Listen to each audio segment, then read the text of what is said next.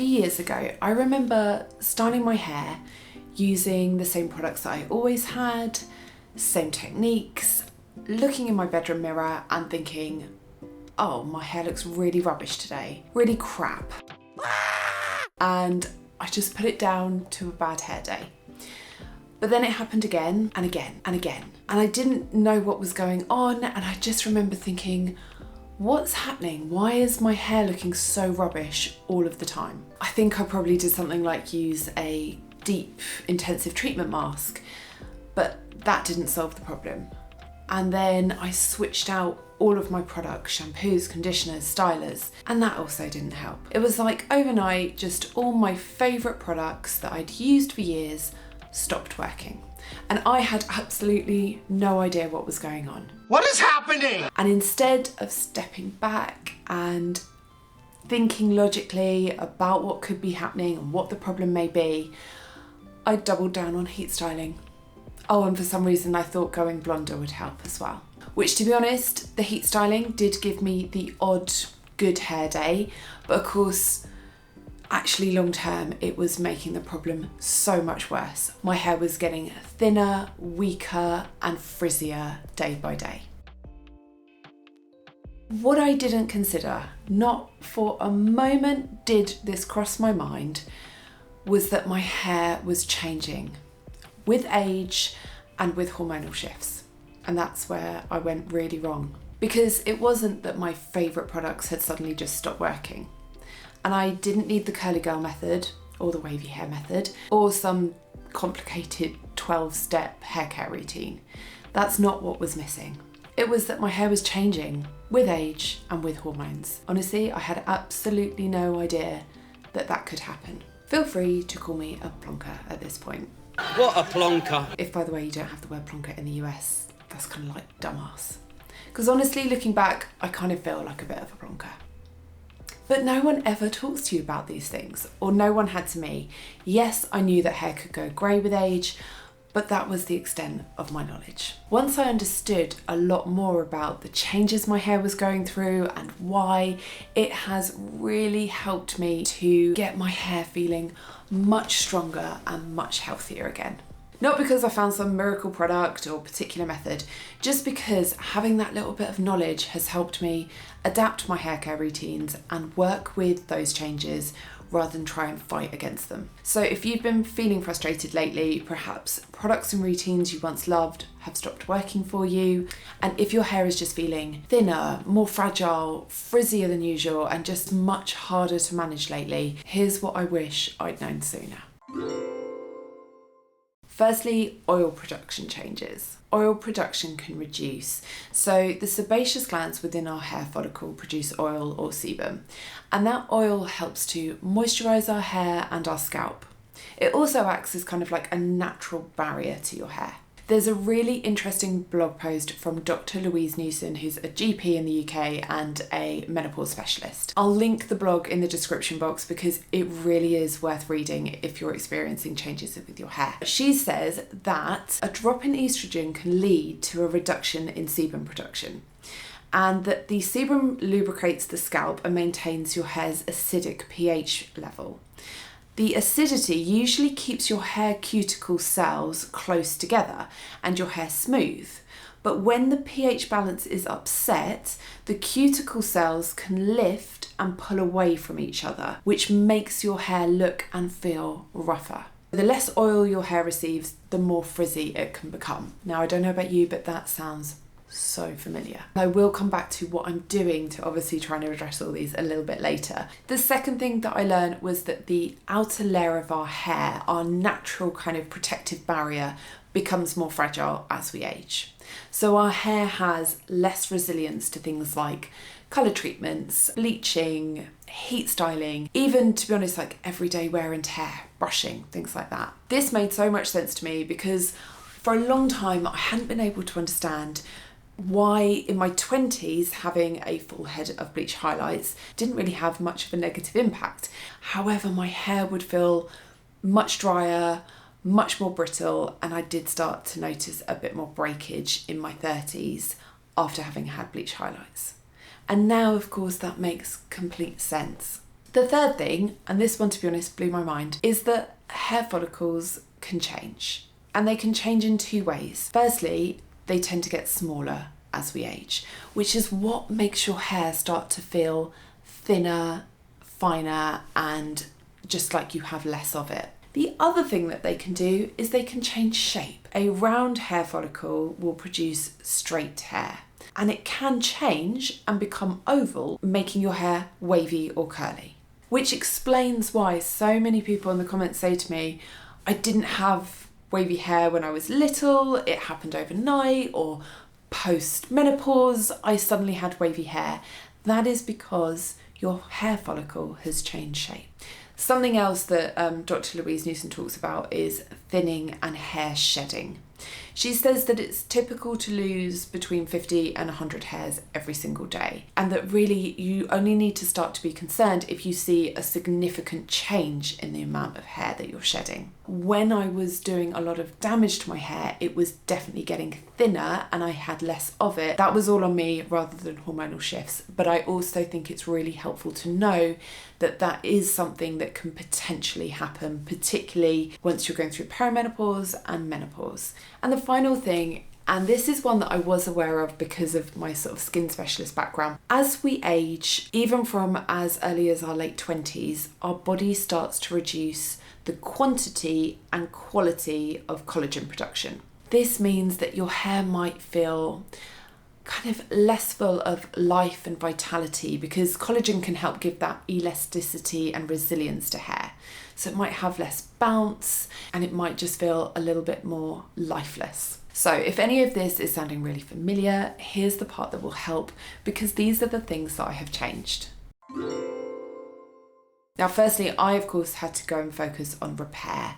I had done so much damage trying to fix the wrong problem, and I have a couple of different videos all about that. So if you are also trying to repair damage, I will link those in the description box and above for you. One of the big changes for me is I now use scalp serums on a regular basis. Now, I'm not going to sit here and say to you that that is a miracle cure, that it's going to completely change the thickness and fullness and growth speed of your hair, because that's not been my experience. However, once I understood that oil production is reducing and that I absolutely had noticed symptoms of dryness, dry scalp, dry hair, I feel that by adding some hydration directly onto my scalp, I'm keeping things hydrated and potentially also adding a little bit more protection for my hair. If you'd like a product recommendation, my absolute favourite at the moment is the one from Pantene. It's got a really good texture, so it's nice and easy to apply, it's not too watery, and it has a kind of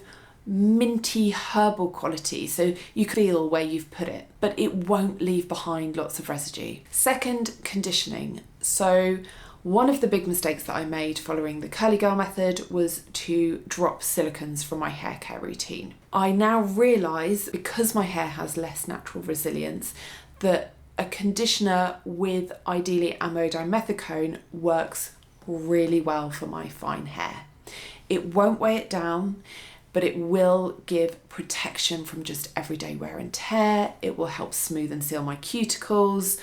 It honestly makes such a big difference. But one of the things that I need to do differently from when I used conditioner in my 20s, these days, out of the shower, straight away, I'm adding a leave-in conditioner. If you're looking for a conditioner with amodimethicone, my absolute all-time favourite is Pureology's Hydrate. However, if you would like something a little bit more affordable, the one from Tony and Guy called Volume Addiction is also really good. In terms of leave-in conditioners, I have so many favourites, so I'll link another video all about leave-in conditioners in the description box. There is a method that I discovered when I was experimenting with Log and Lock, which is leave-in conditioner, oil and curl cream or gel, that I now realise is the best way to get my hair to feel soft and hydrated. And that is, once I've used my leave-in conditioner, I need to seal all that hydration into my hair with an oil. It is such a simple technique to do, and yet, unlike perhaps scalp serums, which I wouldn't say are game changers, they're just kind of a good tool within a toolbox, this technique has really massively impacted how my hair looks and feels on a day-to-day basis. It's not something I really skip now, and it doesn't matter whether I am doing a natural wave enhancement or a bouncy blow dry, leave-in conditioner, oil, and my hair will be less frizzy and more hydrated. Again, I have another separate video on that technique if you want a bit more detail than that, and I'll link it in the description box. Things I do at night time. Every single night, no matter what, I'm wearing a satin bonnet to bed. It reduces friction, it reduces frizz, it keeps my hair nice and smooth and looking better for longer. It's not the sexiest item to wear to bed, but it is worth it. Not normally on wash day, but by the evening of day 2, I do tend to apply some form of oil or serum on my hair before I put it into my satin bonnet. If it's feeling really, really dry, so if your hair's on the dry side, it's parched, or the ends are really dry, I love the cream from L'Oreal. It's got a much more emollient, thicker texture, but it still soaks in and it just really helps to hydrate hair. I also do love the 8-hour serum from Kerastase. I find it such a good all-rounder. It makes my hair smell nice. I like the fragrance. It helps to tame frizz, it helps to hydrate, and yet it's so quickly absorbed into my hair that I probably actually could use it during the daytime. But to be honest, if you don't want to buy a different product, I don't think you need a dedicated overnight serum. I have done this with a serum from Tresemme, which is actually really for a smooth blowout. That works really well. I've done it with my Olaplex No. 7 bonding oil. It's just something that's going to help add some moisture, tame some frizz, and add kind of like a layer of protection, which your hair naturally doesn't have as much of. Colour treatment overhaul. One of the more difficult changes I've had to make is accept that my hair can no longer handle being as blonde as I used to be in my 20s. And that has probably been a more difficult journey for me. But I really do feel like I'm finally making big progress in this area. I've moved to an Aveda salon and I do feel like it is the most gentle version of baby fine bleach highlights that I have ever had. I've reduced the amount of bleach and the frequency. I'm just very conscious now that my hair is less resilient than it was at 25. And so I will probably need to continue to review how I do my colour treatments. A really easy one, honestly, is just being much more gentle with my hair. So some really simple things. Instead of using a cotton or terry cloth towel, I switched out to much more gentle microfiber towels or hair wraps. I am much more careful how I brush my hair. If I think back to my 20s, I just used to sort of, yank a hairbrush through and that was the end of it. Now, when it's wet, I'd make sure that my hair is full of conditioner, so you've got that lovely wet seaweed texture, and that helps to give it lots of slip, and then just detangle working from ends upwards.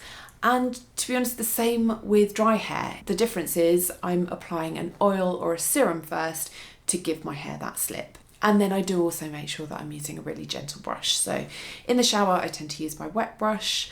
And then on dry hair, I have to say 9 times out of 10 these days, I'm using a wide tooth comb, but sometimes also my tangle tweezer.